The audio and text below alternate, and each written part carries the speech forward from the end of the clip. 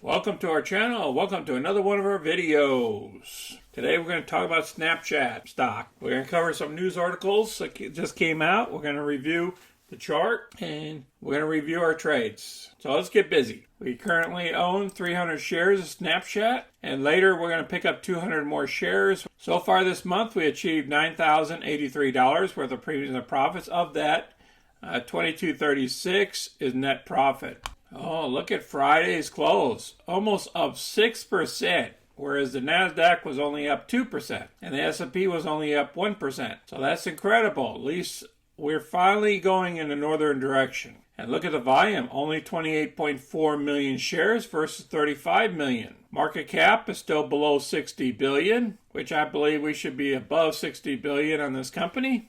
Analyst price targets is between 39 on the low side and 93 on the high, and we're at 36 below the low. Short interest still at around 5%, so hardly any change there. It just went down a little bit. First article we're going to cover is Deutsche Bank raised their estimates, put a buy rating on it with a $45 price target, and currently right now we're trading at around 36.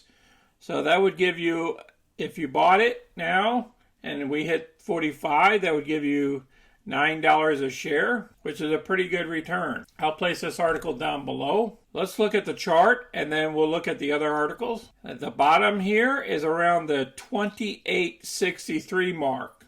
We hit that on January 27th and we bounced up, and then we bounced back down here around the 28, the same levels. So I believe that's where a good buy point is if you want to buy the shares. And if we start trending higher above 40, once we break this top resistance level here, then it'll be a good time to start buying up in the 40 levels. But I'm going to wait until she comes down here around the 30 levels and pick up a couple hundred more shares. That's my plan of attack. So what I'll probably do is probably sell some puts against it, a couple of puts into the future, and get some premiums off of it. And if it does come down to my mark of around 30, and then I'll be just put the stock.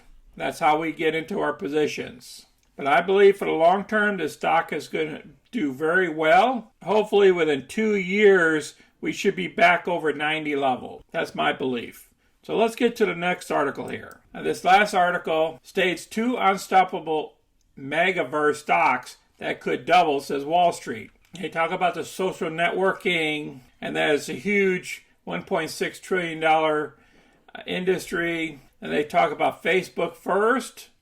They see a forecast upside of 132%. And I'm thinking about jumping into Facebook too. But I'm looking somewhere around June time frame at doing that. And then I'm looking down here where it says Snap is the second stock, forecast upside 210%.